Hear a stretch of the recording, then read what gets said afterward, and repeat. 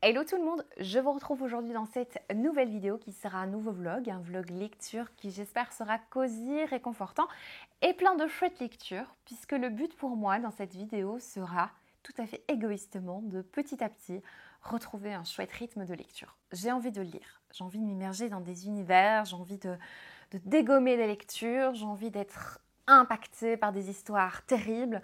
J'ai envie de lire et donc j'ai envie de partager ça avec vous. Je vais vous parler de mes lectures et je vais aussi faire un petit book haul puisque j'ai acheté les livres.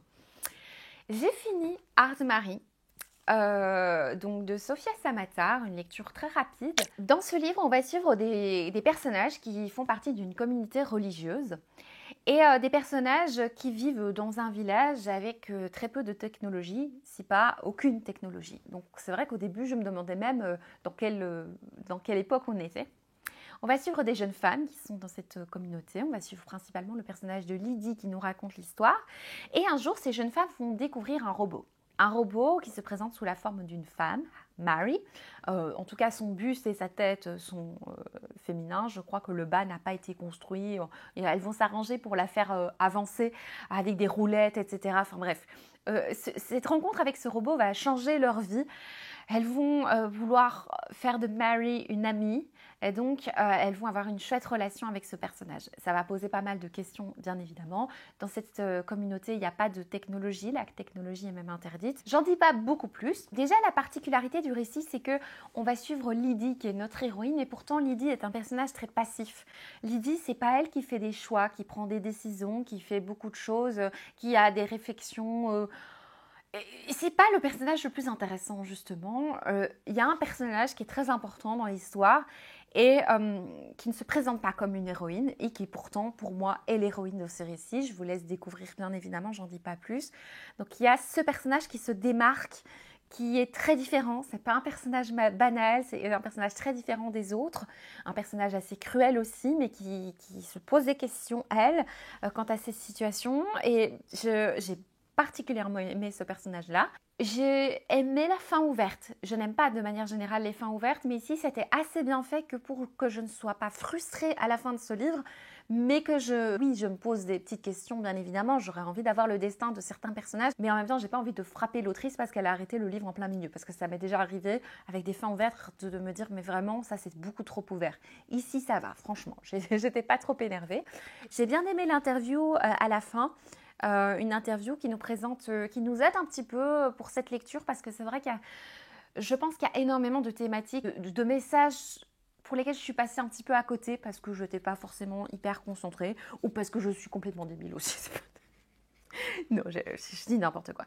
Mais c'est vrai que parfois, je sentais bien qu'il y avait un message quelque part, mais mon cerveau n'avait pas envie d'analyser, de me dire « Ah oui, pourquoi est-ce qu'on dit ça dans telle situation ?»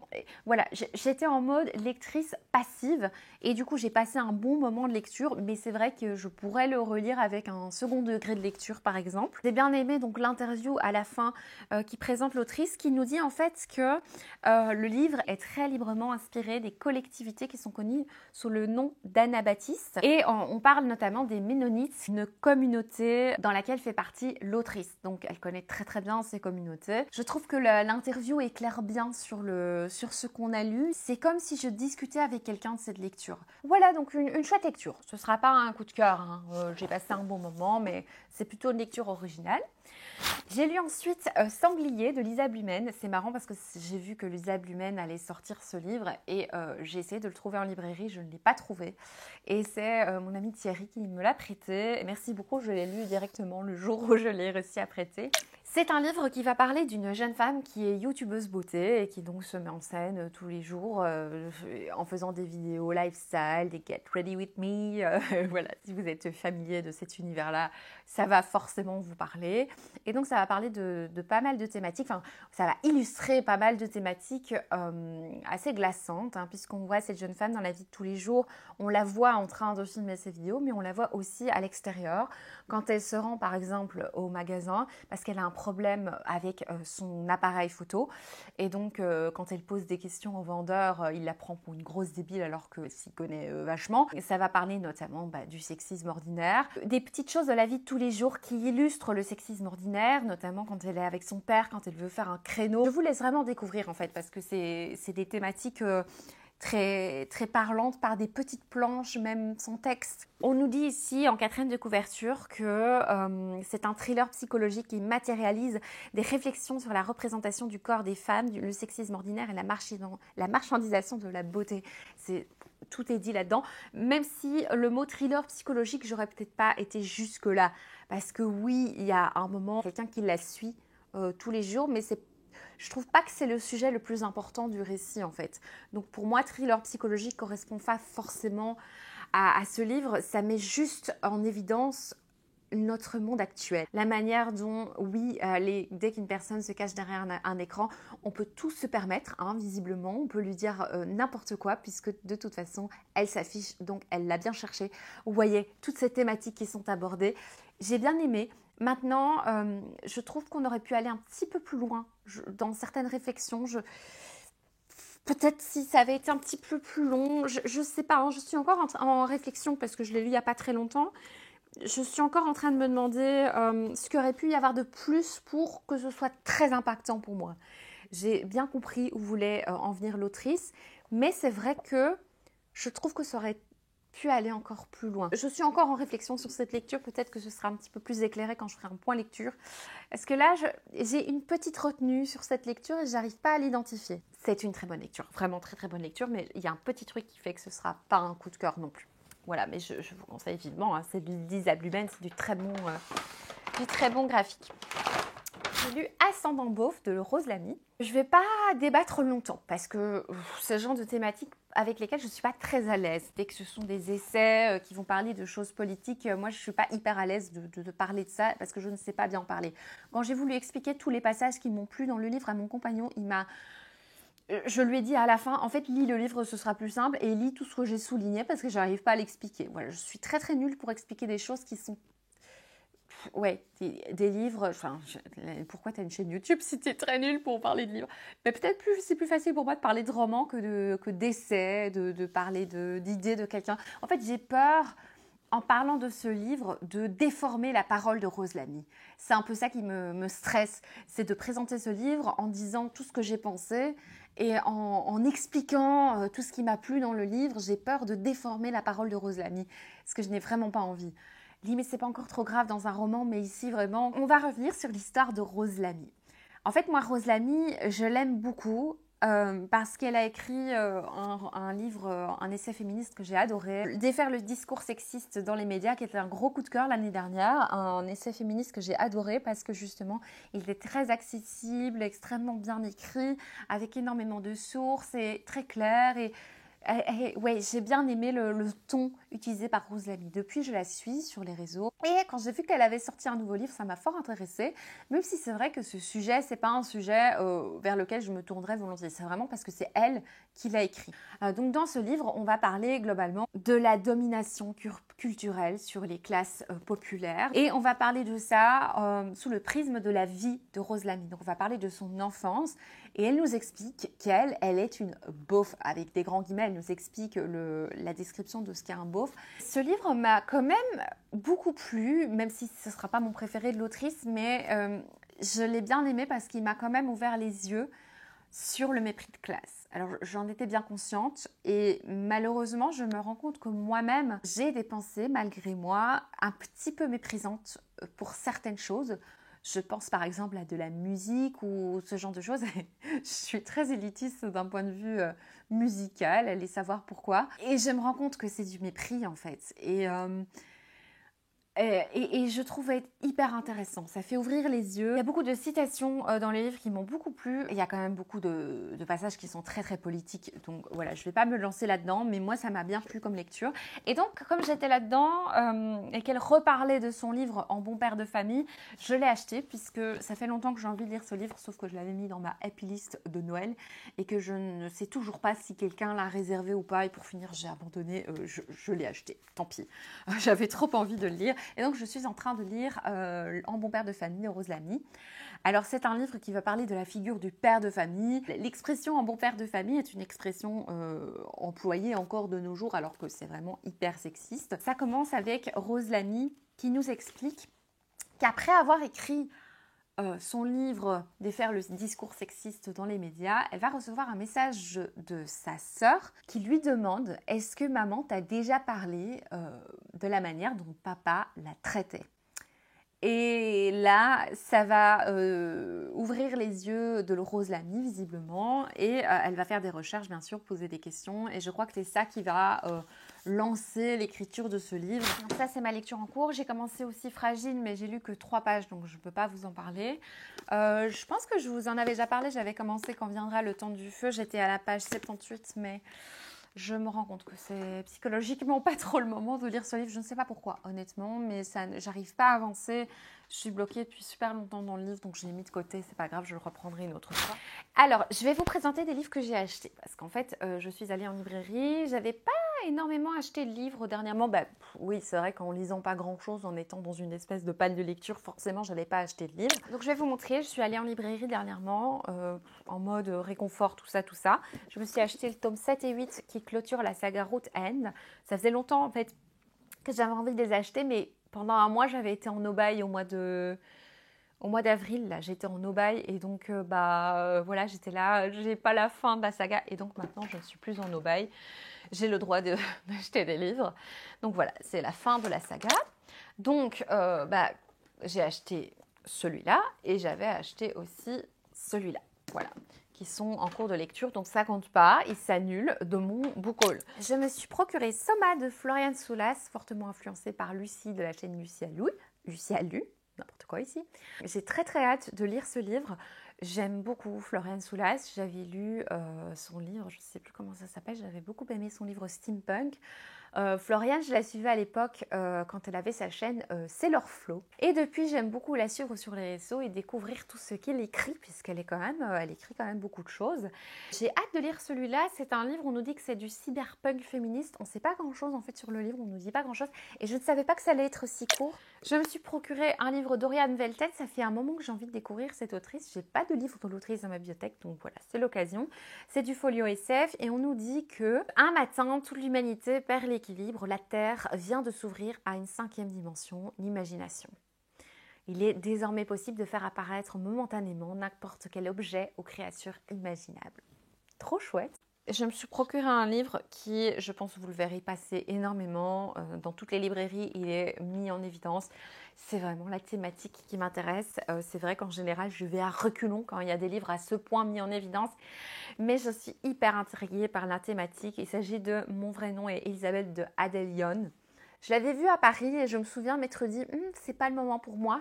Visiblement, c'est plus le moment maintenant puisque je me le suis procuré. Donc ça va parler d'une dame qui va faire des recherches sur son arrière-grand-mère, Elisabeth, diagnostiquée schizophrène dans les années 1950. Et je vous laisse imaginer dans ces années-là comment était considérée la schizophrénie. Et donc voilà, je pense que ça va parler de violences faites aux femmes, de l'histoire de la psychiatrie, etc. Bref, une histoire très intime et en même temps une histoire importante. Voilà, et le dernier livre que je me suis procuré, je n'ai même pas lu le résumé. C'est un livre d'Octavia E. Butler, Mauvaise graine. Je pensais que ça allait être de la science-fiction, mais en fait, on nous dit que c'est de la fantasy. En lisant le résumé hier, je me suis dit, mais c'est pas de la science-fiction. Moi, ça m'a suffi de lire que c'était Octavia Butler, d'accord? Tant pis. Écoutez, je sais que Lucie l'a adoré, elle a eu un énorme coup de cœur. Au moment où j'aurais envie de lire la fantasy, je lirai celui-là. Mais je fais fort confiance à Octavia Butler pour m'embarquer. Je fais fort confiance à la maison d'édition Au Diable Vauvert également. Donc voilà, c'est tout pour le book haul, mais c'est déjà pas mal du tout, il me semble. Écoutez, je vais vous laisser, il fait de plus en plus noir, je suis complètement débraillée, c'est n'importe quoi. Je vous retrouverai plus tard. C'est très chargé en ce moment, c'est la fin d'année. Je pense que ceux qui travaillent dans l'enseignement musical qui plus est, c'est très chaud. En plus, cette partie d'année, j'ai énormément d'heures, beaucoup trop. Je ne vais pas me plaindre, mais c'est juste que je survis là en ce moment, avec en plus le deuil et beaucoup de choses autour qui sont très compliquées. Bon, c'est chaud. Je vous dirais émotionnellement, c'est vraiment chaud, mais ça va aller. Voilà, Je vous retrouve plus tard quand j'aurai lu ou reçu ou acheté des choses. Hello, hello, je vous retrouve beaucoup plus tard. Je sais pas, la dernière fois que j'ai filmé, il y a bien 2 semaines, je pense. Il s'est passé pas mal de choses d'un point de vue lecture. Nous sommes là à l'heure actuelle, fin juin. On est en plein été, il fait chaud, c'est rude.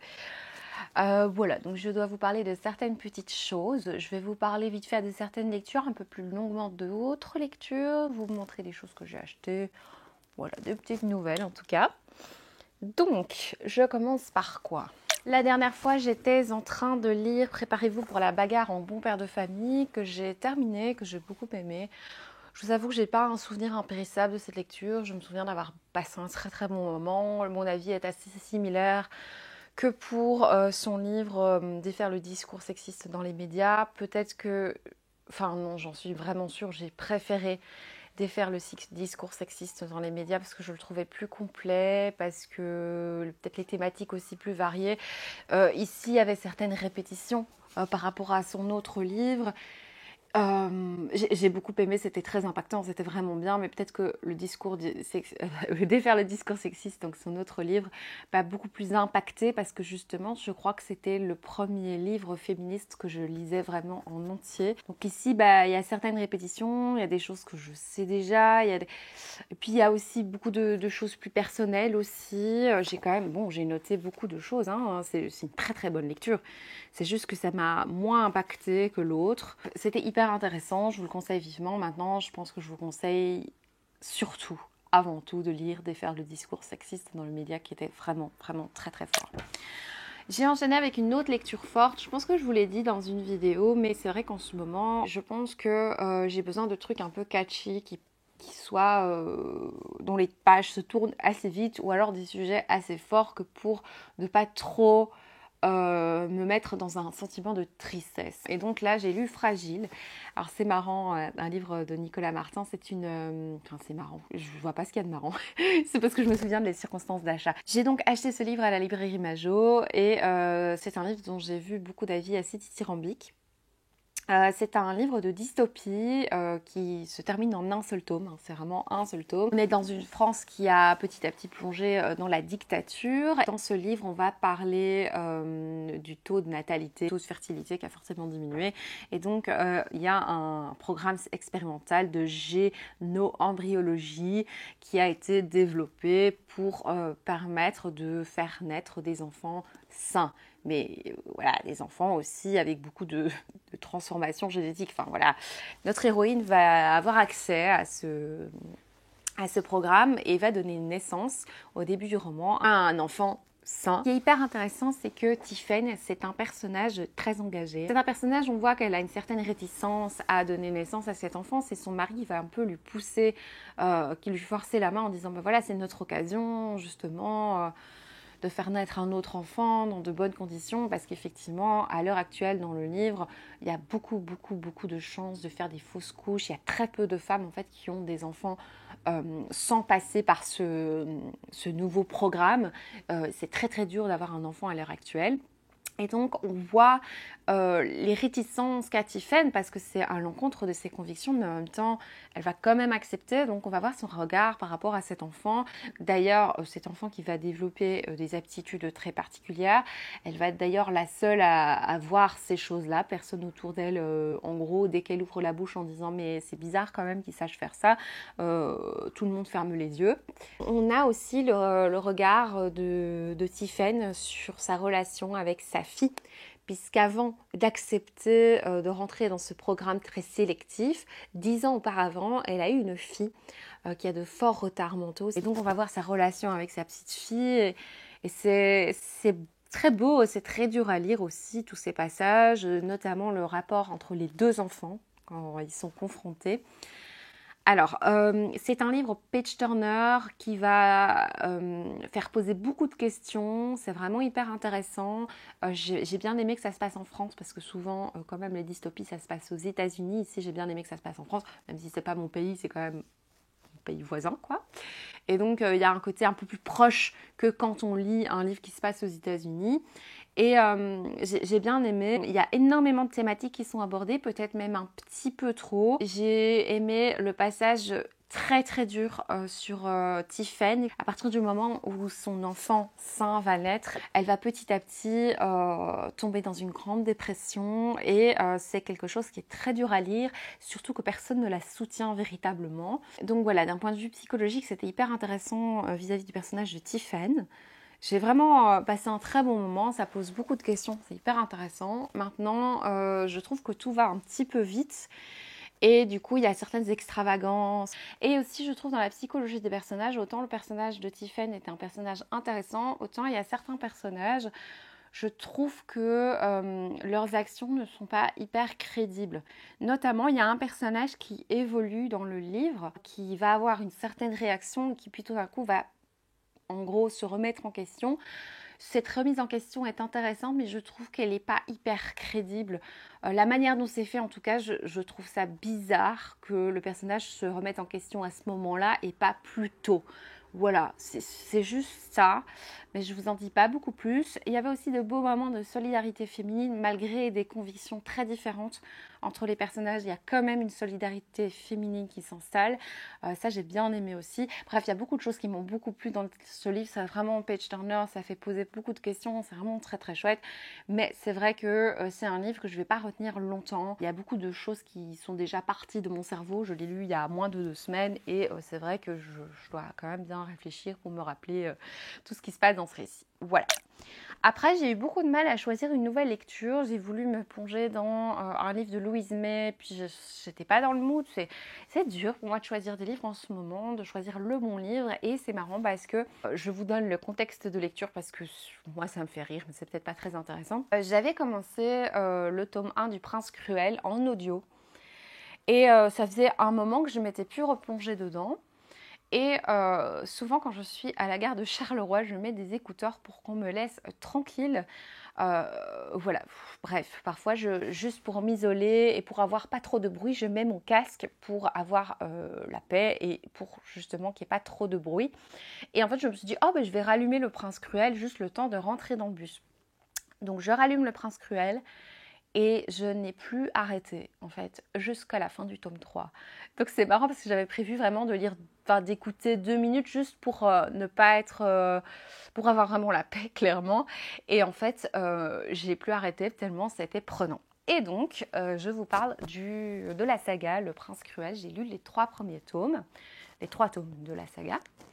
Alors, je précise que je l'ai lu en audio et mon plaisir de lecture est franchement essentiellement dû au format de lecture parce que à un moment quand j'étais au cours du tome 2 je me suis dit bah je vais quand même le prendre en papier, j'ai été l'acheter en papier pour pouvoir le lire de temps en temps en écrit, pas sur papier.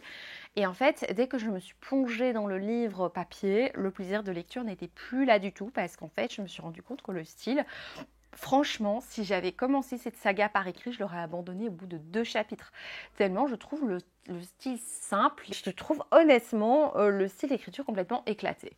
Je ne sais pas le dire autrement. Enfin, je vais le revendre. Du coup, j'ai perdu beaucoup d'argent. Je vais le revendre sur une Vinted quand même. Je ne peux pas le revendre au prix d'achat. Donc voilà, je vais le revendre sur Vinted. Mais je suis un peu déçue parce qu'effectivement, j'ai voulu de temps en temps le lire sur papier et je me suis rendu compte, mais en fait, ça ne va pas du tout. Ça ne me plaît pas du tout, ce style. Et c'est fou parce que du coup, je trouve effectivement qu'à l'oral, c'est très agréable. C'est vraiment un style parlé qui par écrit pour moi est complètement éclaté, mais à l'oral je trouve que ça va très bien, surtout que la lectrice est incroyable. Je trouve que cette lectrice a une voix et une capacité à changer de voix aussi selon les personnages. Je pense qu'elle a au moins 10 manières de parler différentes dans ce récit et on comprend tout de suite quel personnage s'exprime en entendant son timbre de voix. C'est vraiment très très bien fait. J'étais assez impressionnée par la qualité de lecture. En gros, qu'est-ce que c'est le Prince Cruel? Au tout début, tu suis dans le monde des humains une petite famille qui a l'air bien heureuse. Et en fait, il y a une espèce de monstre qui vient dans cette famille, qui trucide les parents et qui emmène avec lui les enfants.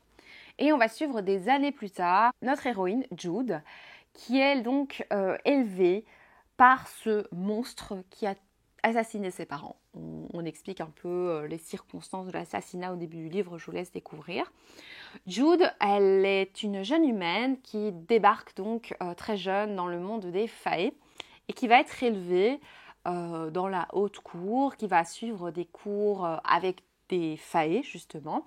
Et elle va être auprès de sa sœur jumelle qui est également humaine, mais aussi auprès de sa sœur vive qui est une fae. Et en fait, dans cette haute cour, il y a pas mal de complots, machin, de trucs que je vous laisse découvrir. Et en fait, elle va être à l'école, enfin suivre des cours avec d'autres fae qui vont complètement la harceler, la discriminer parce qu'elle est humaine et qu'elle est une sous-merde à leurs yeux. Voilà, parce qu'elle n'a pas de pouvoir, parce qu'elle n'est pas censée être là, parce que voilà, voilà.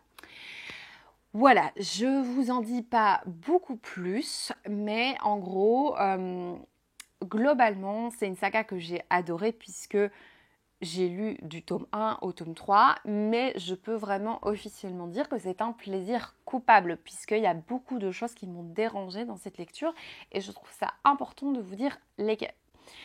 C'est un livre que j'ai trouvé palpitant pour son récit, pour son univers, que j'ai trouvé super chouette. Le monde des fae, le fait que le monde des humains soit présent également dans la saga et le monde des fae, j'aime beaucoup ça. J'ai bien aimé la manière dont c'est présenté, l'univers intéressant, les types de personnages sont vraiment super intéressants.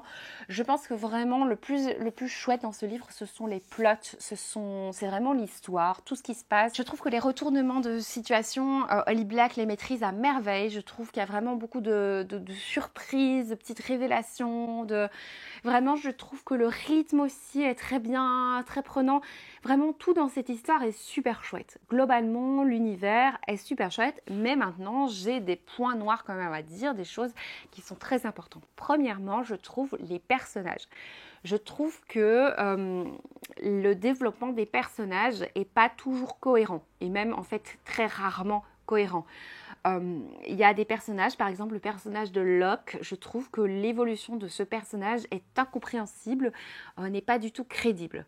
C'est un personnage qui, pour moi, du début à la fin, n'est pas crédible par ses actions, par ce qu'il dit, par ce qu'il fait. Il y a vraiment quelque chose de bizarre avec ce personnage.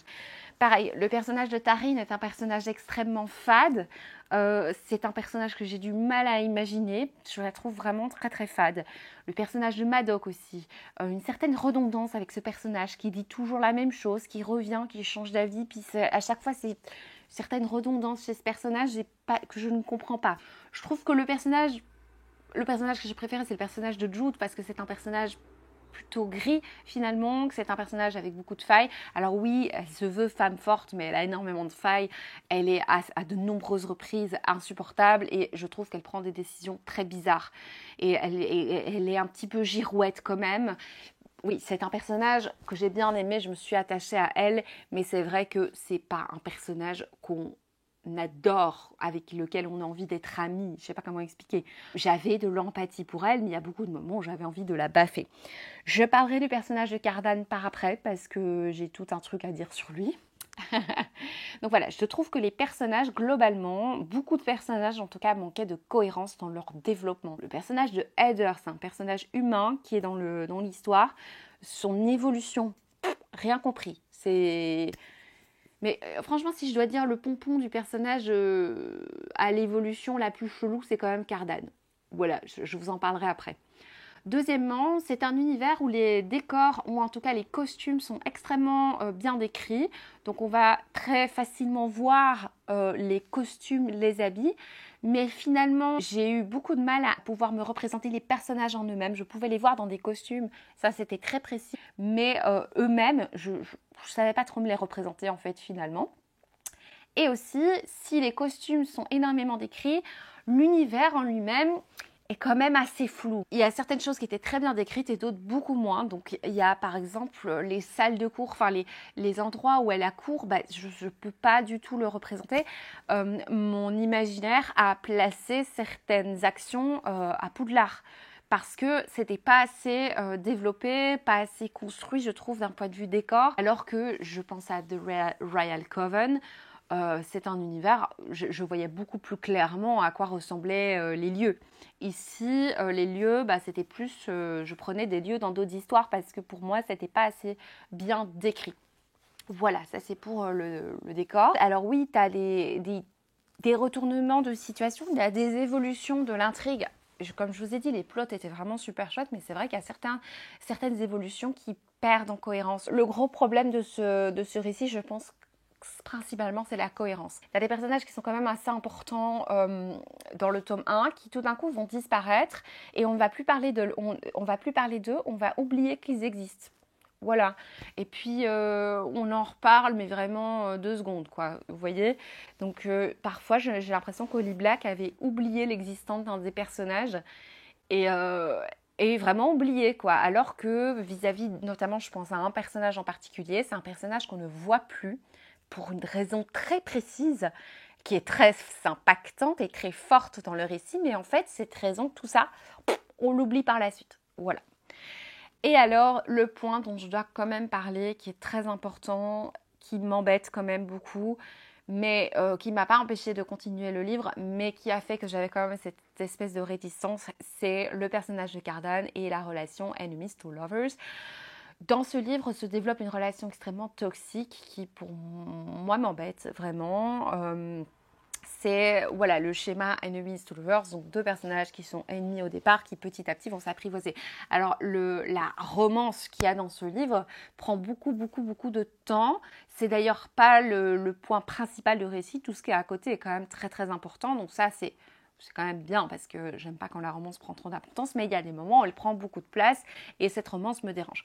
En fait, dans le tome 1, dans la première partie du tome 1, notre héroïne se fait harceler en classe par tous les membres de sa classe. Et elle se fait fortement discriminer parce qu'elle est donc humaine et donc elle subit des choses que je trouve terribles.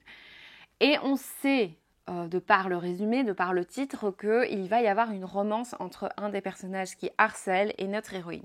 Et moi, j'étais très mal à l'aise dans cette première partie parce que ayant subi moi-même du harcèlement, c'est quelque chose que j'ai eu beaucoup de mal à lire. On sait qu'il va y avoir une romance entre les deux, c'est un peu le titre du livre. Donc bon, je vous dis pas quand, je vous dis pas comment, mais on sait qu'à un moment, il est censé avoir quelque chose.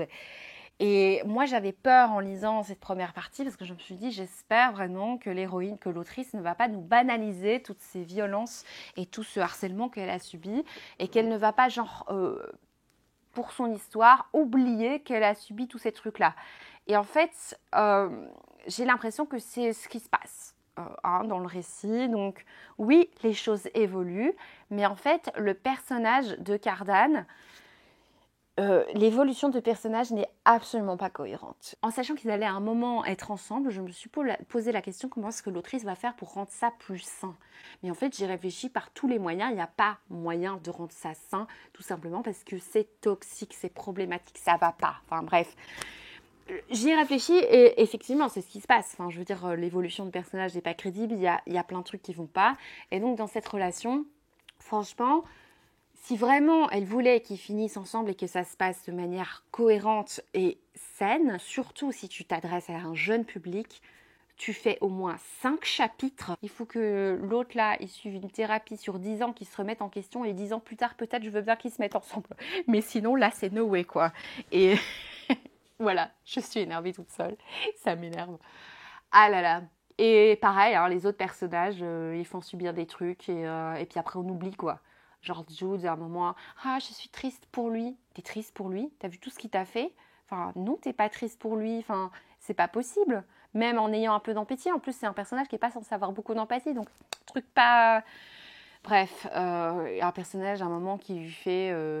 qui lui court après. Elle le tombe dans ses bras. Mais qu'est-ce qui t'a fait subir? Comment est-ce que tu peux, grosse débile, accepter? Enfin, bref.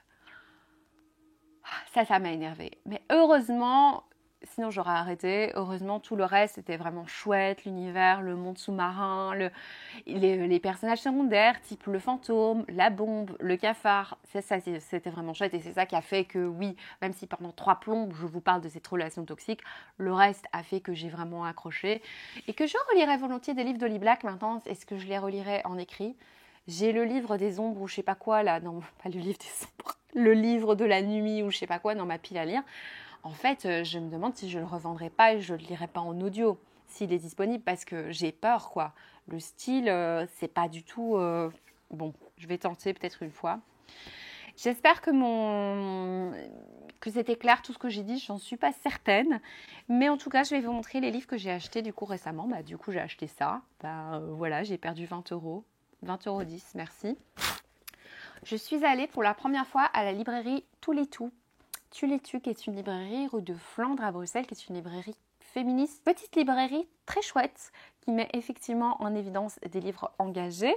Et je suis allée là parce que je cherchais absolument le livre La pilule suivi de Big Girl de Meg Ellison. J'avais en tête que c'était un classique de la littérature féministe science-fiction.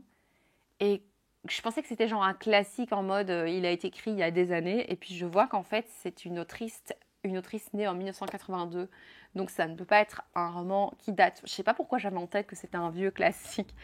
Et donc, j'ai très très hâte de lire ce livre. Je pense qu'il va très fortement se rapprocher de Restart, que j'ai lu dernièrement. Dans cette même librairie, je me suis ruée sur Protocole Solitude de Joanna Russ. En fait, je n'en ai jamais entendu parler, mais le résumé m'a énormément parlé. Après un mystérieux accident, 8 voyageurs interstellaires, 4 femmes, 3 hommes et une enfant se retrouvent parachutés sur une planète inconnue. Et on va voir la cohabitation de ces personnages dans cette situation. On nous dit que c'est une fable futuriste infiniment politique, interrogeant tour à tour sur l'injonction à la maternité, la relation à notre environnement et notre façon de faire société. J'aime de plus en plus les livres qui se passent dans l'espace, même si je pense que le côté espace sera pas hyper important. Voilà, pour Joanna Russ. Je me suis procuré ce livre-là chez, je ne sais plus quelle librairie, c'est Le Cercle de Lady Tan, de Lisa Si, qui est un livre qui me tente beaucoup. J'en ai entendu de très bons avis. Voilà, on verra. Et je crois que c'est tout ce que je voulais vous dire pour l'instant. En fait, ça fait depuis que j'ai terminé Le Prince Cruel, je suis en train de me demander mais qu'est-ce que je vais lire ? Parce que après avoir lu Le Prince Cruel, j'ai commencé à lire le Louise May, là, l'orage vient ou je sais pas quoi. Tout d'un coup, j'étais plus dans le mood pour lire ça, donc je vais devoir essayer autre chose et je ne sais absolument pas ce que j'ai envie de lire. Donc en général, qu'est-ce que je fais dans ce cas-là? C'est que je regarde des vidéos. Et parfois, ça peut prendre plusieurs jours, quoi. Je regarde des vidéos de copines qui parlent de livres et il suffit qu'il y ait quelque chose qui me happe et du coup, je vais me lancer dedans. Écoutez, je vais vous laisser là et je vous reprendrai à mon avis quand j'aurai lu d'autres petites choses, quand j'aurai trouvé quoi lire, tout simplement.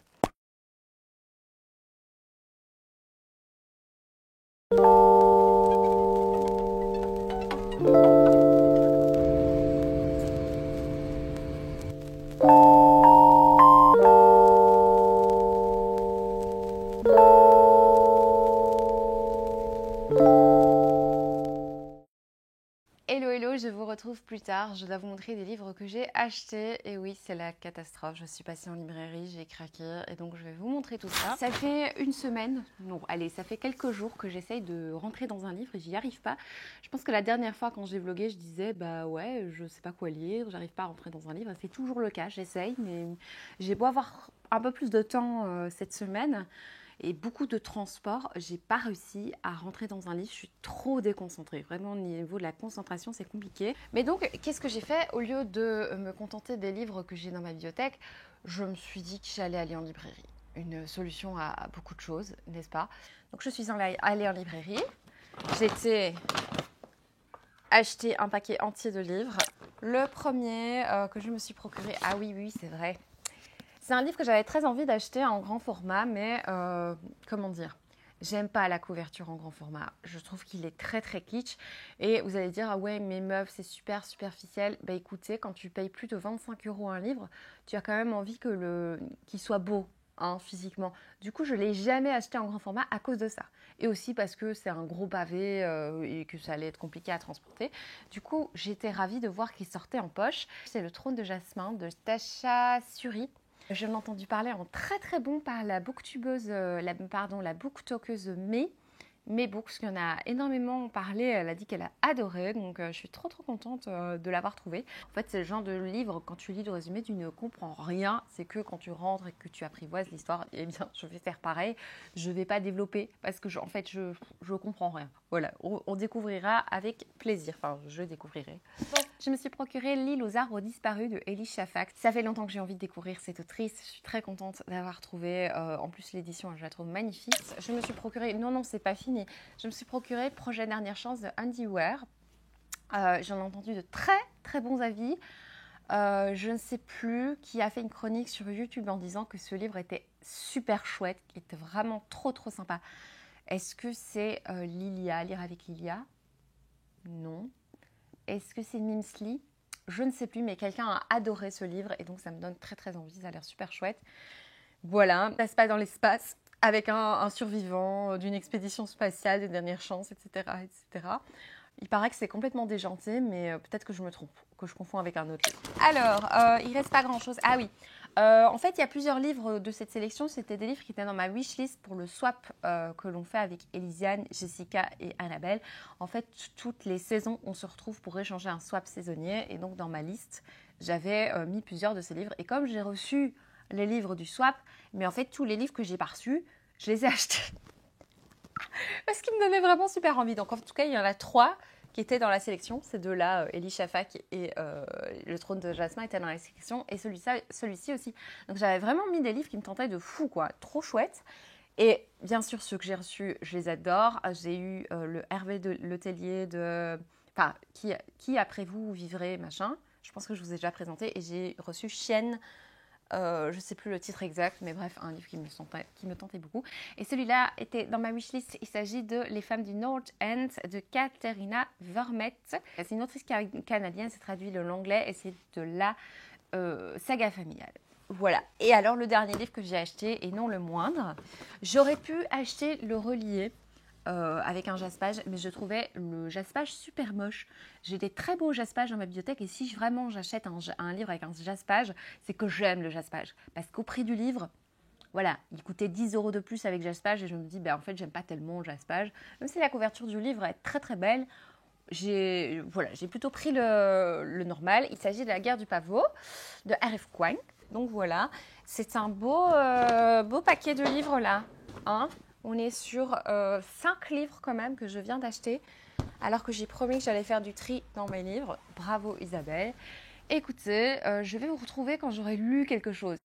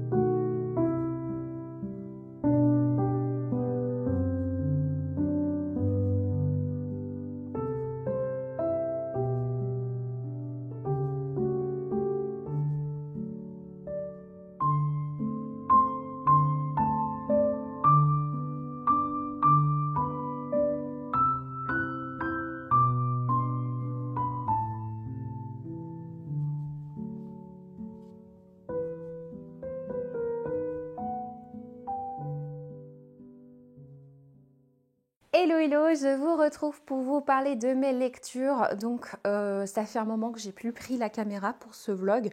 J'ai été pas mal occupée à gauche, à droite, pas l'occasion de filmer. Donc, je viens vous parler des derniers livres que j'ai lus. Je vais essayer d'être assez concise sur ces lectures. De toute façon, il y en a pour lesquelles je ne saurais pas dire grand-chose parce qu'il y a des choses que j'ai déjà pratiquement oubliées. Donc, j'ai lu quand même quelques petits trucs depuis la dernière fois. Je pense que je vous avais laissé en vous disant... que je savais pas quoi lire après Le Prince Cruel. Et en fait, je me suis plongée dans quelques lectures plutôt chouettes. Pas des trucs extraordinaires, mais j'ai quand même fait des expériences de lecture sympas. Donc je vous en parle, je dois retrouver mon compte Livre Addict. Je ne suis pas chez moi, je suis en vacances avec nos amis. On est donc en vacances et donc je n'ai pas pris les livres à chroniquer avec. Vous pensez bien, je mettrai un petit insert si je n'oublie pas. Je vous laissais donc avec Le Prince Cruel et effectivement je suis restée un petit moment sans lire. Je ne savais pas quoi lire, honnêtement. C'est toujours un peu compliqué. Je n'ai pas un moral de fou en ce moment et c'est vrai que de choisir une lecture, c'est encore plus dur que d'habitude. Et donc, je me suis dirigée vers un livre dont j'ai entendu parler sur le live de Séverine à plusieurs reprises. C'est vrai que souvent, je trouve des idées lecture sur son live. Elle fait des lives participatifs le vendredi. Et donc, sur Twitch, j'ai eu droit à la rediffusion, enfin, on a tous droit à la rediffusion de ces lives participatifs. Et donc, quelqu'un avait parlé de ce livre que j'avais en ma possession. Il s'agit de Panorama de Lilia Hassen. Alors, c'est un livre assez court qui est une dystopie slash enquête. Déjà, genre que je trouve vraiment très très chouette. J'aime beaucoup ce concept de faire une enquête dans un potentiel futur. Je trouve ça vraiment chouette. Donc, on est dans notre monde, on est en France, si je me souviens bien.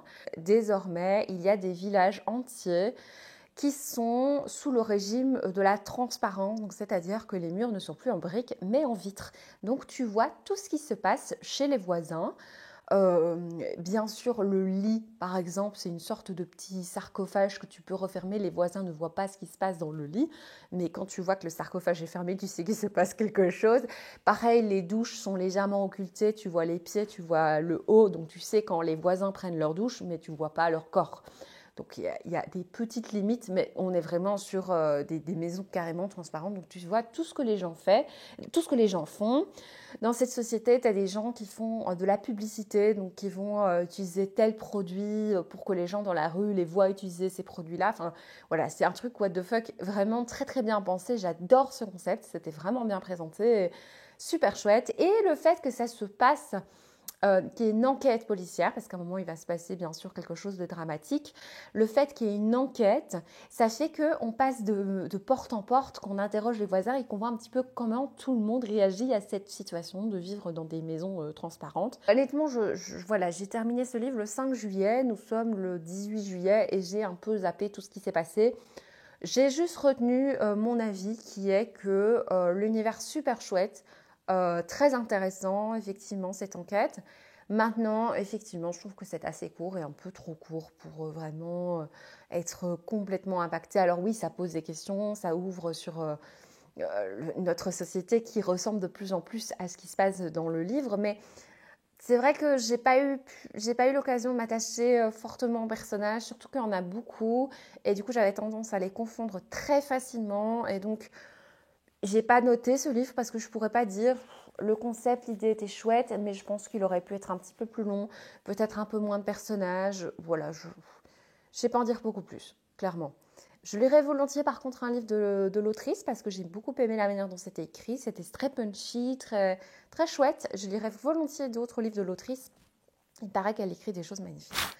Alors, j'ai lu ensuite le premier tome d'une saga de manga. J'ai lu par la suite le deuxième tome, donc je vous parle des deux premiers. Il s'agit de Only Just Married. C'est une saga de manga donc, qui va parler d'un mariage blanc entre deux personnages. Donc, une jeune femme qui décide, qui doit faire un emprunt pour une chose qui se passe dans sa vie. Je ne sais plus quoi, c'est pour ça que je dis ça comme ça. Elle doit faire un emprunt, elle a besoin de beaucoup d'argent et il y a un monsieur qui lui propose de l'épouser pour qu'elle puisse petit à petit éponger sa dette, donc il va l'aider financièrement, mais en même temps, elle lui rend service en l'épousant. Il a besoin d'avoir une épouse, donc de faire un mariage blanc pour une raison que vous découvrirez si vous lisez la saga. J'aime bien, c'est mignon, on sait bien que c'est un trope, voilà, mariage blanc, donc ils vont avoir une proximité forcée et on sent déjà que le personnage féminin tombe amoureux. Elle tombe amoureuse déjà dans le deuxième tome. Du personnage masculin, on sent qu'il va y avoir quelque chose, ça va être mignon, je pense. Mais c'est pas foufou, je trouve que c'est quand même assez brouillon aussi. Certains personnages, parfois, en fait, c'est quelque chose par rapport au manga en général. Autant il y a des mangas que j'adore, tout est très clair. Autant il y a certains mangas, je trouve parfois dans les plans, c'est pas toujours très clair. Puis tu as des personnages qui apparaissent, tu sais pas trop. Enfin, je sais pas. Ici dans ce manga, j'ai eu cette sensation de fouillis que je pourrais pas trop vous expliquer. Je pourrais pas vous dire exactement pourquoi. C'est juste parfois certains personnages sont pas présentés, on les voit, mais ils ressemblent quand même aux autres. Et enfin bref, j'ai tendance à les confondre. Je ne vais pas vous en dire beaucoup plus pour cette saga. Je pense que je lirai le tome 3. Je crois qu'il sort en août ou en octobre, je sais plus, enfin, dans les mois prochains, je pense que je lirai le tome 3, mais si c'est pas extraordinaire le tome 3, je lirai pas la suite honnêtement. Ensuite, je vais terminer avec les 3 derniers livres dont je dois vous parler. Donc, comme vous voyez, je vais quand même assez vite. J'ai lu une romance. Je lis pas beaucoup de romances. Vous savez que c'est un genre que j'apprécie pas forcément, dans lequel je me retrouve pas forcément, même si j'aime bien la romance dans certains autres genres littéraires. J'ai lu beaucoup de romances quand j'étais beaucoup plus jeune. Quand j'avais 14-15 ans, j'en lisais beaucoup, qui étaient d'ailleurs des romances très problématiques, je dois dire. De temps en temps, je lis ma petite romance de Noël. De temps en temps, j'ai des petites phases où je lis des romances, mais c'est vrai que je suis pas du tout à jour dans le monde de la romance actuelle, parce que voilà, c'est pas un genre vers lequel je me dirige volontiers, mais je vous avoue, avec l'arrivée de l'été, j'ai eu besoin aussi de me distraire sans être trop impliquée émotionnellement. Je me dis que dans une romance, je ne vais pas retrouver les thématiques qui me blessent en ce moment, type le deuil ou la maladie, et donc je me suis dit que j'allais lire The Love Hypothesis, surtout que j'ai vu la vidéo de Sarah, de Mrs. Spooky Harmon, qui l'a lu, qui l'a beaucoup aimé, et donc c'est grâce à sa recommandation que je l'ai acheté, chose que je fais jamais dans un magasin, dans une gare. Et je l'ai commencé et je l'ai lu. Le contexte de lecture est quand même important, je trouve. Dans les souvenirs, je sais pas, moi je trouve ça important pour moi de me rappeler le contexte de lecture. Je l'ai lu quand j'étais au spa. J'ai lu une grande partie du livre quand j'étais au spa. En fait, depuis que je suis en vacances, là ça va mieux, mais c'est vrai que les premiers jours, j'étais vraiment épuisée. Vraiment, ces derniers mois m'ont vraiment mise KO. J'ai dormi beaucoup ma première semaine de vacances. Et donc, on a commencé les vacances avec un spa qui m'a fait un bien inouï, un bien infini. Et donc, j'ai lu The Love Hypothesis dans une petite salle reading room. C'était le spa Weirwater, pour ceux qui veulent savoir. Et il y a des petits fauteuils hyper confortables. Et j'ai lu pendant 2 heures. Ça m'a fait du bien. Oh, quel bonheur c'était. Vraiment, je devrais faire ça pas qu'en vacances. Enfin, je devrais faire ça en milieu d'année, justement, dans des rushs, pour pouvoir me poser. Mais j'arrive jamais à trouver le temps. Mais vraiment, ça m'a fait un bien, mais tel. Bon, c'est pas donné les spas, hein, clairement. Donc, c'est pas un truc que je fais tous les mois. Mais ça faisait genre 1 an et demi que j'avais plus été dans un spa et ça a été incroyable. Et donc, j'ai lu une grande partie du livre là-dedans et c'était trop chouette. J'ai bien aimé cette histoire. C'est l'histoire d'Olive qui est étudiante en 3e année de thèse dans le milieu scientifique. Je ne sais plus exactement le sujet de sa thèse. Et en fait, elle est la meilleure amie de Anne. Et elle a été en couple avec un jeune garçon et histoire que ça n'a pas trop matché avec lui. Elle veut prouver à sa meilleure amie qu'elle est passée à autre chose, puisque sa meilleure amie est tombée amoureuse du jeune garçon en question. Et donc, pour des questions de fidélité amicale, sa meilleure amie Anne n'a pas envie de se mettre en couple avec ce gars. Elle se dit, bah non, ça va blesser ma meilleure amie. Sauf que notre héroïne, Olive, elle s'en fout de ce gars. C'est pas grave, hein. Elle se dit justement, mets-toi en couple, vraiment, je suis passée à autre chose, je suis plus amoureuse de lui, je pense même pas que je l'ai été un jour, donc vraiment, mets-toi en couple. Et donc, elle veut vraiment prouver à sa meilleure amie qu'elle est passée à autre chose, et pour le coup, à un moment, elle va faire semblant d'être tombée amoureuse de quelqu'un pour vraiment montrer qu'elle est passée à autre chose, et donc elle va embrasser le premier venu, qui n'est autre qu'un professeur de cette université. Alors, c'est vrai que j'avais eu des a priori, j'avais acheté ce livre relié en seconde main et pour finir, je ne l'ai pas lu. Je crois que je l'ai refilé à toi, Céline, si tu passes par là, je te l'ai refilé. Je me suis dit que j'avais pas très envie de lire un livre qui se passe entre une élève et un prof. Parce que je trouve ça hyper toxique, hyper problématique et tout ça. Mais c'est vrai que dans ces situations-ci, il n'y a pas de problème. Déjà, le personnage n'a pas du tout d'ascendant sur elle, n'est pas du tout son professeur. Elle est en 3e année de thèse, donc elle est plus âgée aussi et il n'y a pas du tout d'ascendant. Donc, ce n'est pas du tout la même situation qu'une histoire dans un lycée ou même dans des études supérieures où c'est un prof et son élève. Ils n'ont pas du tout d'ascendant. Il n'a pas d'ascendant sur elle normalement. Il n'est pas censé la coter ou quoi que ce soit. Voilà, ça m'a rassurée parce que ça n'a pas du tout été problématique pour le coup. Parce qu'en tant que prof, vous doutez bien que c'est parfois un peu compliqué de lire des histoires. Il y a parfois des trucs, vraiment.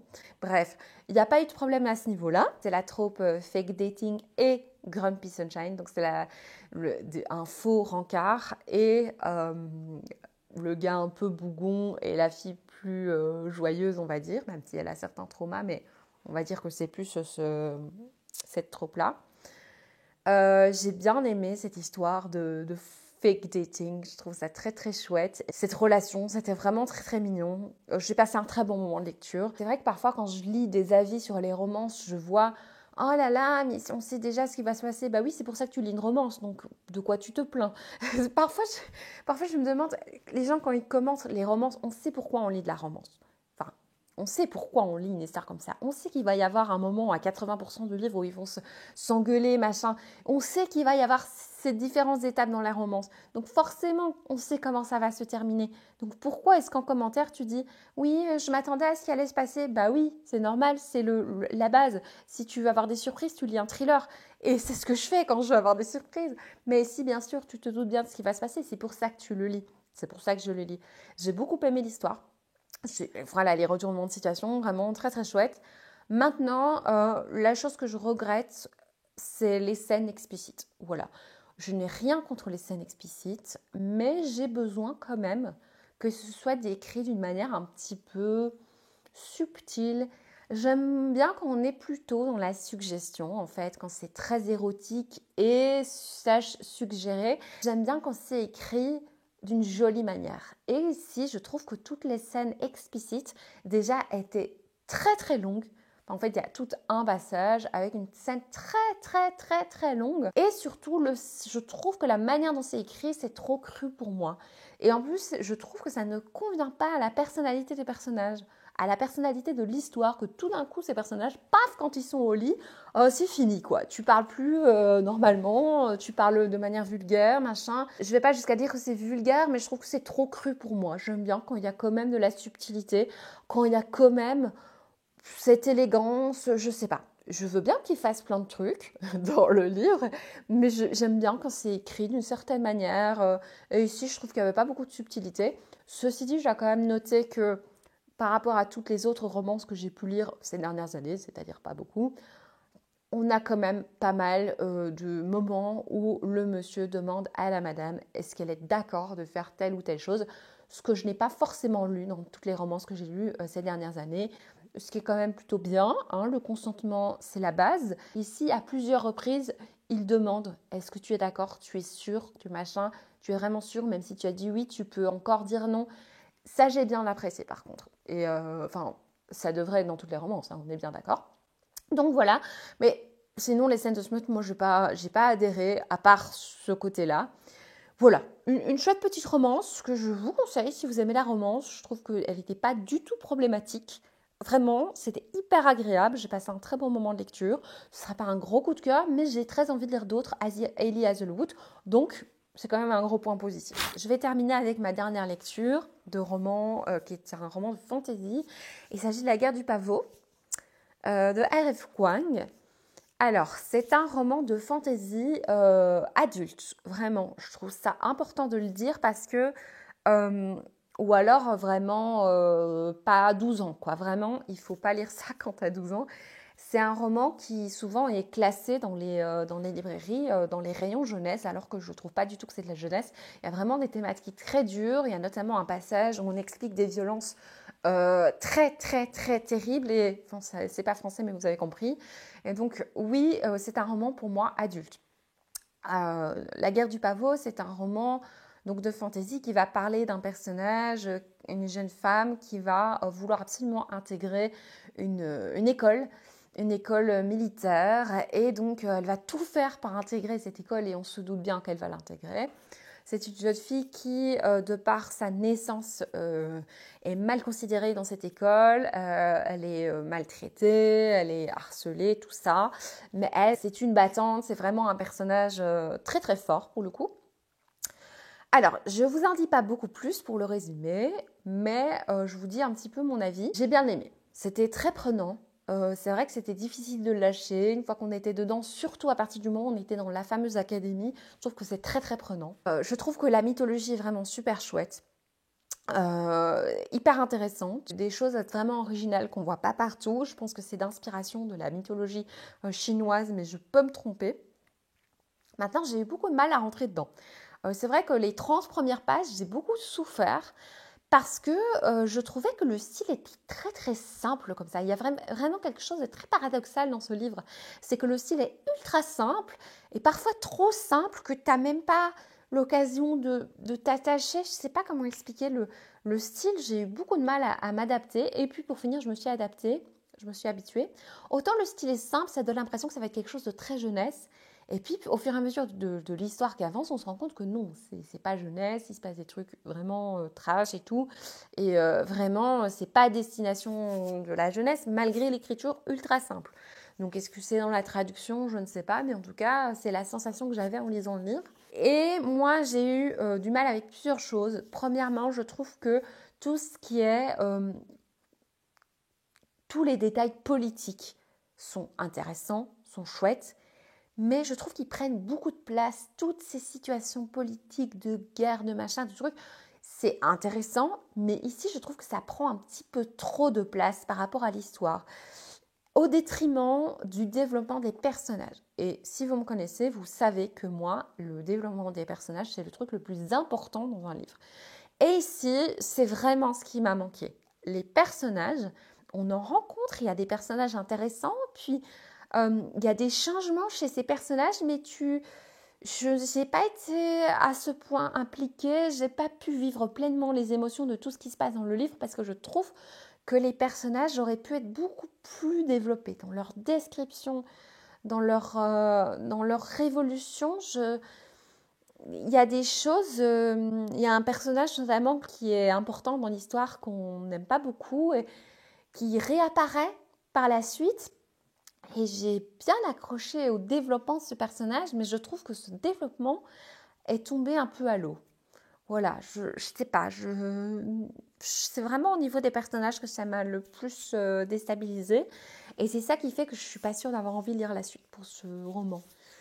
J'ai été un peu déçue par les personnages. Aussi, le personnage, je crois qu'elle s'appelle Rin, si je me souviens bien. Peut-être que je me trompe. Il me semble... Enfin, je trouve que ce personnage n'est pas forcément un personnage tout le temps bienveillant. Elle prend des décisions assez problématiques par moments. Ce que je trouve très chouette dans un livre, mais parfois je trouve que c'est pas assez développé pourquoi elle fait ça, pourquoi elle agit comme ça. Les émotions, les sensations, les sentiments, je trouve qu'ils sont pas assez développés et du coup je trouve que parfois ça sonne un petit peu faux.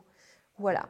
Sinon, l'histoire est chouette, intéressante, mais je suis pas sûre d'avoir envie de lire la suite. Donc une bonne lecture, vraiment très prenante, assez page-turner, mais c'est vrai qu'il y a des moments quand même assez longs d'explications politiques et j'ai pas eu assez d'affect pour les personnages.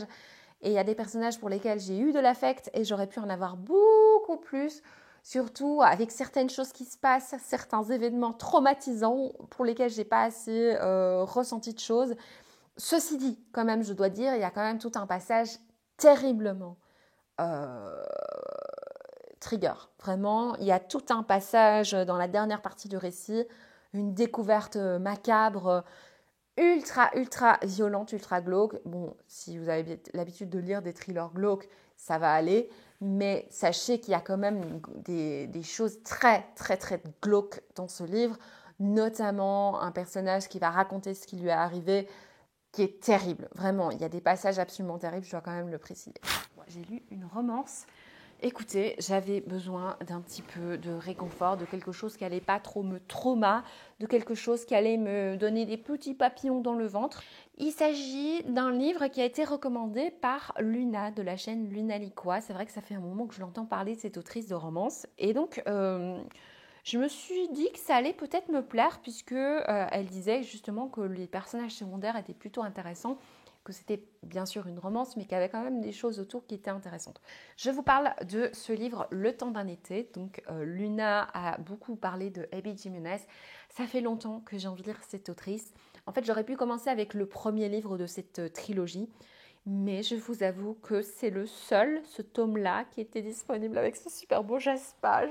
Et en tant que grande superficielle, j'avais vraiment envie de ce jaspage. Et dans les commentaires, j'avais entendu que c'était pas grave si tu n'avais pas lu les autres tomes. Mais maintenant, après avoir lu ce tome 3, j'ai très envie de lire le tome 1. Tant pis s'il n'est pas jaspé. Ou alors je le lirai en e-book, tout simplement, je vais voir. Mais je vous avoue, je suis bien tentée parce que c'était une très chouette expérience de lecture. Alors, le temps d'un été, ça va nous parler d'un personnage, c'est très drôle, hein, le résumé est très sympa. Alors, le temps d'un été, ça va nous parler d'un personnage, c'est très drôle, hein, le résumé est très sympa. C'est l'histoire de Justin, donc c'est un roman en deux voix. Donc on suit tantôt Justin, tantôt le personnage d'Emma. Justin a une malédiction, c'est-à-dire qu'à chaque fois qu'il se met en couple avec une femme, ça se termine et cette femme, juste après lui, trouve l'amour de sa vie. Et donc il va partager ça sur Internet, sur je sais pas, ça doit être genre le Facebook de ce livre. Il écrit ça, il écrit, bah voilà ma malédiction, il écrit ça avec beaucoup d'humour et il raconte des petites choses de sa vie, sur son chien, sur son meilleur ami et c'est très très drôle. Et on va voir que le personnage d'Emma va lire cette anecdote et elle va lui répondre en disant bah oui, moi aussi il m'arrive toujours la même chose. À chaque fois que je me mets en couple avec un gars, bah, juste après il tombe amoureux et c'est l'amour de sa vie. Et donc il décide, je vous laisse un peu découvrir comment les circonstances, ils décident de se mettre ensemble pour un peu conjurer le sort. Et donc ils font un petit planning, ils se disent bah voilà, on va se faire 4 rendez-vous, voilà, on va dire qu'on sort ensemble 4 rendez-vous, et puis un bisou, et puis on se sépare, et sans doute qu'on va trouver l'amour de nos vies, hein, puisque c'est comme ça que ça se passe à chaque fois. C'est une romance où vous doutez bien ce qui va se passer. Et je vous laisse un peu découvrir. Mais en tout cas, je peux vous dire que c'était un super moment de lecture. Alors moi, je ne suis pas forcément friande de la trope qu'il y a dans ce livre. Alors la trope, c'est pas vraiment une trope. C'est, disons que ces deux personnages se rencontrent et petit à petit tombent amoureux. C'est ça qui se passe. Il n'y a pas de trope enemies to lovers. Il n'y a pas de proximité, un petit peu la proximité forcée, mais c'est pas tellement forcé finalement. Il n'y a pas de cette trope friends to lovers où ils sont amis et petit à petit ils tombent amoureux. Non, il n'y a pas ces trucs-là que moi j'affectionne, je vous avoue, lisant exceptionnellement de la romance. Il n'y a pas ce genre de choses, mais ça a quand même matché parce que c'était vraiment, vous n'allez pas me croire, mais c'était une romance assez originale pour le coup.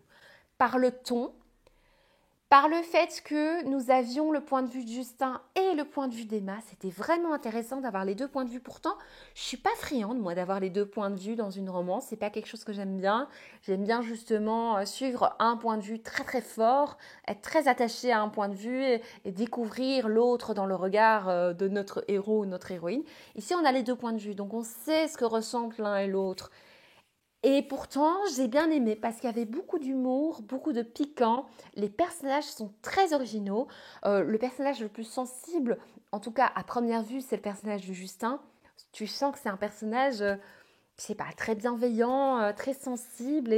Et en plus, je trouve que tout ce qui se passe sur le côté, le background de ces personnages est vraiment intéressant.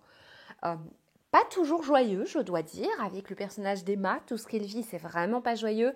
Pareil avec Justin, sa situation familiale est très compliquée, mais c'était intéressant. Le personnage de la meilleure amie, je trouve, n'était pas trop effacé parce que souvent, le personnage de la meilleure amie, c'est elle qui va un peu booster et c'est un personnage qui ne sert qu'à ça. Ici, bien sûr que c'est elle qui booste notre héroïne, c'est sa meilleure amie, mais tu sens qu'il y a un petit peu plus que ça. C'est un personnage un peu plus construit que d'habitude, je trouve, dans les romances, même si j'en lis pas 1000 par an.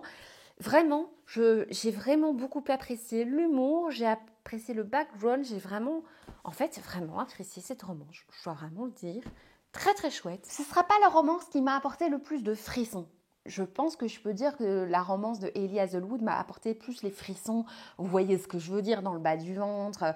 Ici non, parce que justement, c'est pas les tropes que je préfère, mais j'ai beaucoup aimé. Je peux dire vraiment que j'ai préféré au livre d'Hailey Hazelwood pour tout ce qu'il y avait autour de la romance, tout ce qui englobait la romance. Et le personnage de Justin, honnêtement, c'est un personnage que je voudrais bien rencontrer dans la vraie vie parce qu'il est super chouette, super drôle et vraiment pour ses personnages, pour son histoire, pour le décor, pour tout ce qui se passe autour, très très bonne lecture.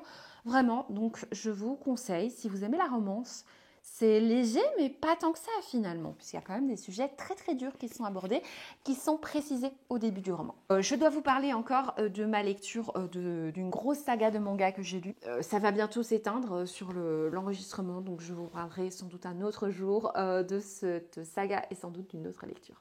À plus tard.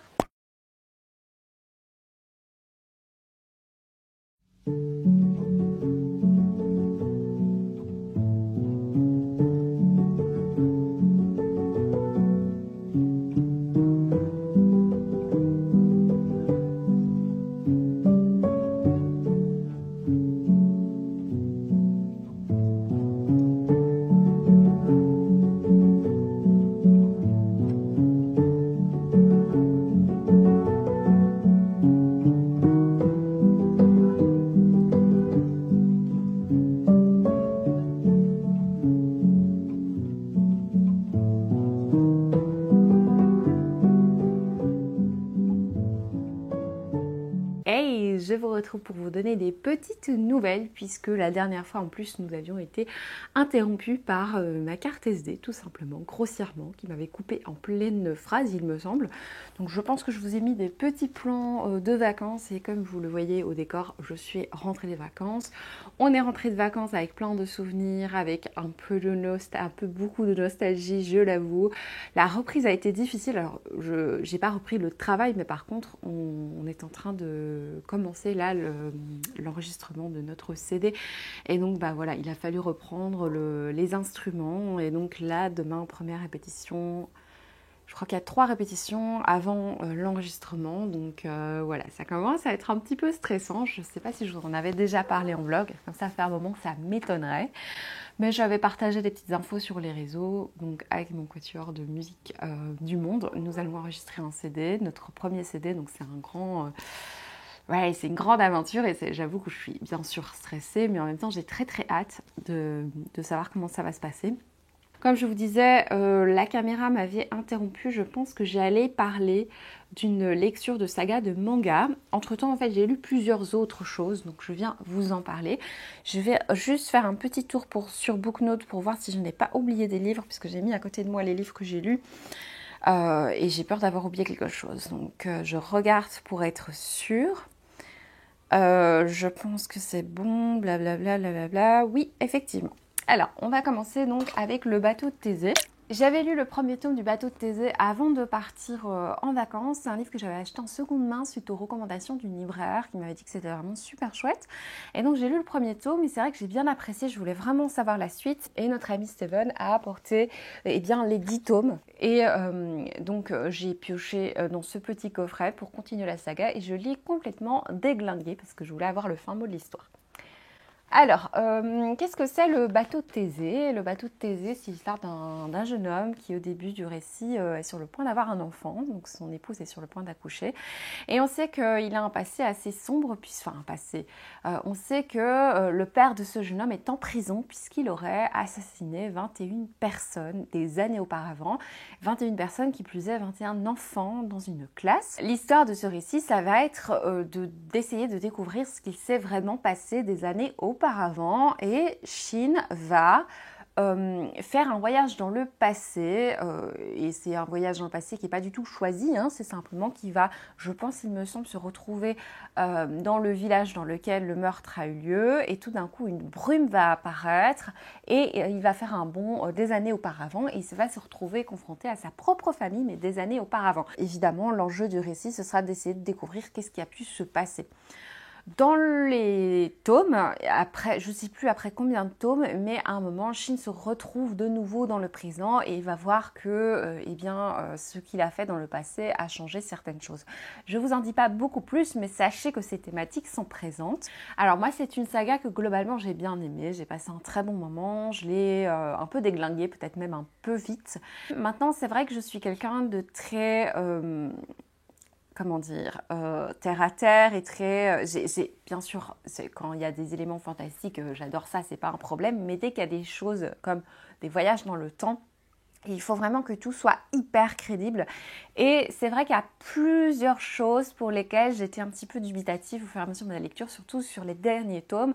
Les changements, beaucoup de choses qui pour moi me semblaient pas cohérentes, mais je sais bien qu'on parle de voyage dans le temps, que de base, c'est pas forcément cohérent, mais j'aime bien quand ça est vraiment beaucoup de cohérence et il y a plusieurs petites choses qui m'ont fait tiquer. Et après en avoir discuté avec Steven, qui l'a lu aussi pendant nos vacances, et avec mon compagnon qui est justement en train de le lire, visiblement je m'attarde un petit peu trop sur des détails parce que oui, bien sûr, le truc est gros, il retourne dans le passé pour découvrir ce qui s'est passé avec son père, mais il rencontre son père plus jeune, donc forcément ça provoque des changements, machin.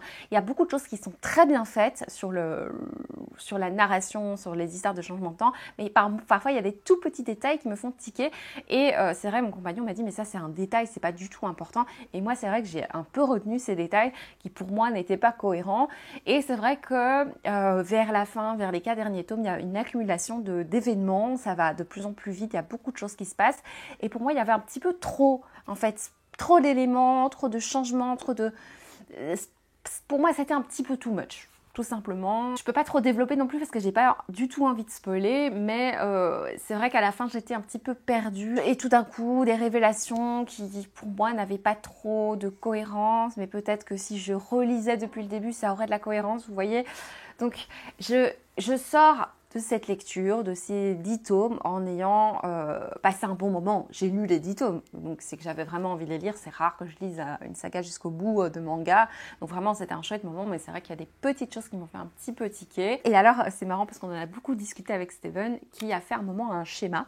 Moi j'avais fini ma lecture, et c'est vrai que quand Steven le lisait, on en parlait, et j'ai un peu regretté moi-même de ne pas avoir fait de schéma parce que ça m'aurait aidé dans ma lecture. Les moments où j'étais perdue, le fait de faire un schéma, ben en fait je pense que ça m'aurait aidé tout simplement à moins me perdre. Et donc si vous lisez Le Bateau de Thésée, ben, je vous conseille vivement de faire un schéma de la narration. Pas besoin de mettre beaucoup de trucs, mais un schéma, je pense que ça peut vraiment vous aider dans la lecture. Donc voilà, ça c'est pour Le Bateau de Thésée, qu'on va, donc mon compagnon va le terminer, puis on va le rendre à Steven. Hein. Je pense que, où est-ce qu'il en est en fait Ah, mais il est en train de faire le tome 9. 1, 2, 3, 4, 5, 6, 7, 8, 9. Je pense qu'il va lire le tome 9, donc on est presque au bout. On pourra bientôt en parler, j'ai trop hâte. Voilà pour Le Bateau de Thésée. Ensuite, qu'est-ce que j'ai lu? Ah oui, j'ai lu un livre qui m'a pris quand même pas mal de temps. Il s'agit du Dieu des bois de Lise Moore, et c'est en lisant ce livre que je me suis rendu compte qu'en 2025, j'ai vraiment pas encore lu vraiment de thriller. Peut-être que j'en ai lu un ou deux, mais c'est vrai que je suis hyper déconcentrée, j'arrive pas à me concentrer, je vois tout d'un coup une plante qui a super méga somme, j'arrive pas à terminer ma phrase. Focus sur ce que je dis. Je me rends compte qu'en 2025, j'ai pas lu vraiment beaucoup de thrillers. J'ai déjà filmé mon bilan de l'année 2025, la première partie d'année, et c'est vrai, quand je vous ai fait les statistiques, je crois que je vous ai dit que j'ai lu 4 romans d'horreur, thriller, romans noirs.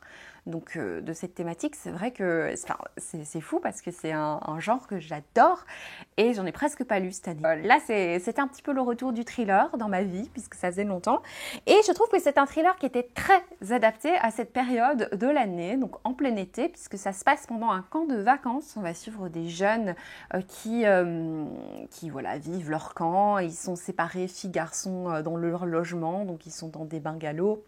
Et donc on va suivre notamment le personnage de Tracy qui a 12-13 ans, qui arrive dans le camp, et elle se lie d'amitié avec un personnage qui s'appelle Barbara. Et en fait au début du récit, on sait que Barbara a disparu. L'enjeu du livre, ça va être de découvrir qu'est-ce qui s'est passé avec Barbara.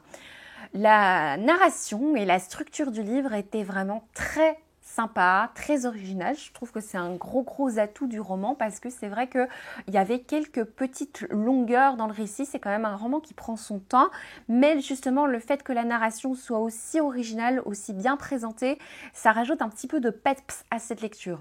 Nous avons différents personnages, donc nous avons notamment le personnage de Tracy, nous avons le personnage de Louise qui est une jeune femme qui est monitrice de ce fameux groupe dans lequel est Tracy et Barbara, et d'ailleurs le premier chapitre c'est Louise qui découvre le lit vide de Barbara, donc c'est elle qui va se rendre compte que Barbara a disparu, elle va aller en parler à la directrice du camp, et on va suivre aussi d'autres personnages. Voilà, il y a différents personnages dont on parle, il y a notamment le personnage de Alice qui est la maman de Barbara. Ça se passe dans le présent, mais en fait, il y aura différentes temporalités dans ce récit. Donc, c'est pour ça que je vous parlais d'une narration avec un format assez sympa, assez dynamique. On a différentes temporalités. Ça pourrait me perdre parce que je suis quelqu'un qui a un peu du mal. Voilà, quand j'ai commencé à lire, tout d'un coup, je vois le personnage de Tracy 2 mois plus tôt et c'est ce genre de choses qui me perturbent parce que au fur et à mesure, 4-5 chapitres, je me perds un petit peu si on a par exemple 3 temporalités. À partir de la page 97, nous avons toutes les temporalités qui sont écrites et celle qui concerne le chapitre du moment est mise en gras. On va avoir le point de vue d'un personnage à la 3e personne du singulier et nous avons toute la chronologie du roman et en gras, année 1950, donc on sait qu'on suit un certain personnage dans les années 50. Et je trouve ça hyper clair parce que ça nous permet de nous rappeler en regardant la chronologie, qu'est-ce qui s'est passé en 1961, qu'est-ce qui s'est passé en 1973, en juin 1975, je ne sais pas encore ce qui s'est passé, mais sans doute qu'on va savoir vu que la chronologie est écrite. Je trouve ça vraiment chouette comme mise en page et ça aide énormément parce qu'effectivement, on peut s'y perdre avec ces changements de temporalité et ça permet vraiment d'avoir un fil conducteur. Alors, j'ai beaucoup aimé ce thriller. J'en ressors avec la sensation d'avoir passé une excellente lecture. On n'était pas loin du coup de cœur, honnêtement. La petite chose qui fait que ce n'est pas un coup de cœur, c'est que j'ai ressenti des longueurs dans la première partie du récit. Après, ça a été beaucoup plus vite. Je voulais absolument savoir ce qui s'était passé. J'avais plein de questionnements sur tel ou tel personnage, mais c'est vrai que dans la première partie, j'ai ressenti certaines longueurs. Et ça, c'est vraiment la seule chose qui fait que ce ne sera pas un coup de cœur. Parce que sinon, j'ai vraiment adoré cette histoire. C'est vraiment une histoire qui va non seulement parler de disparition, mais aussi qui va mettre en lumière des personnages féminins vraiment intéressants. Il n'a pas seulement l'étiquette de thriller, c'est aussi un roman contemporain qui va développer quand même certains personnages et surtout certains personnages féminins. Et j'ai beaucoup apprécié ça parce que souvent dans le thriller, pas toujours bien sûr, mais souvent dans le thriller, c'est l'enquête, c'est l'intrigue, c'est le suspense qui sont mis en évidence. En plus d'être un thriller, d'avoir cet atout d'être très intriguant, qu'on veut absolument savoir ce qui s'est passé, il y a effectivement un gros objectif sur certains personnages féminins, sur le parcours de certains personnages, sur la manière dont ils sont traités dans certaines situations, mais je ne peux pas trop vous dire. J'ai beaucoup aimé ces personnages féminins. Il y a 3 personnages féminins qui sont mis en lumière, il y en a 2 que j'ai beaucoup appréciés. J'ai adoré la manière dont ça se termine. Autant dans un thriller, voilà, tu as les révélations, on sait absolument tout ce qui s'est passé, mais j'aime beaucoup la manière dont ça s'est terminé. J'ai trouvé ça très très beau, la manière dont le roman se clôture. C'est pas du tout un spoil, mais vraiment, c'est très bien fait. Voilà, je ne peux pas trop développer parce qu'effectivement, si je développe sur un personnage, je risque de spoiler puisque toutes les informations sur les personnages sont distillées au fur et à mesure de la lecture. Donc forcément, j'ai un peu peur de spoiler, mais je peux vraiment vivement vous le conseiller. J'espère que cette vidéo sortira à temps pour pouvoir vous dire que c'est une très bonne lecture d'été. En plus, ça se passe dans un camp de vacances. Voilà, il y a le côté, il fait chaud, c'est l'été. Il y a ce côté-là, je trouve, qui est vraiment très chouette de lire en été. Après, si vous avez super froid en hiver, lisez-le, ça vous réchauffera. Peut-être pas le cœur, mais ça vous réchauffera avec l'ambiance. Je sais que tout le monde n'est pas des lecteurs, lectrices de saison. Je trouve que les personnages sont bien développés, ça met en lumière certains petits messages aussi, mais vraiment très discrètement, mais on les ressent si on veut bien les lire, on peut les comprendre, ces petits messages. Donc, oui, c'est chiant les thrillers, tu peux pas développer non plus les histoires de messages. Dans ma pile à lire de l'été, que je n'ai pas partagé, mais voilà, qui est dans mon journal de lecture, j'avais mis que j'allais lire Le goût des fraises. Et Le goût des fraises, c'est un livre dont j'avais déjà lu le tome 1 l'année dernière en juillet. Et donc, comme j'ai complètement oublié tout ce qui se passait dans le tome 1, j'ai relu le tome 1.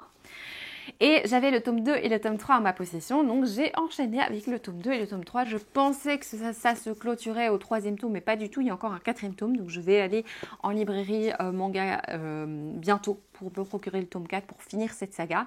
Je pense même que je pourrais ne pas lire ce dernier tome. Je pense qu'avec ces 3 tomes, je suis vraiment très contente, mais bref, je vais quand même vous donner mon avis sur ces 3 premiers tomes. Alors, la relecture de ce premier tome a été vraiment super agréable, vraiment. J'ai eu vraiment ce que je cherchais, c'est-à-dire de la douceur, du réconfort. C'est vrai qu'en ce moment, j'ai quand même pas mal besoin de réconfort par rapport à mon état d'esprit qui est quand même toujours très down. Et donc, d'avoir une lecture comme ceci, très douillette, me fait beaucoup de bien.